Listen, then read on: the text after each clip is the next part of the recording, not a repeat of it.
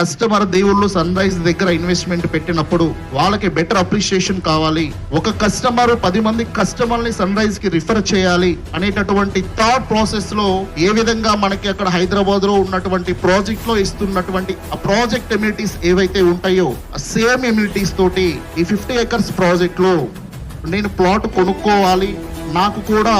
ఒక స్పేస్ ఇక్కడ ఉండాలి అనే విధంగానే ఆ ప్రాజెక్ట్ ని డిజైన్ చేయడం జరిగింది. సో ఈ ఒక్క ప్రాజెక్టే కాకుండా ఈ 2025 నుంచి నెక్స్ట్ 2035 వరకు కూడా మన ఈ నెల్లూరు డిస్ట్రిక్ట్ లో towards Chennai in and around ఒక 50 to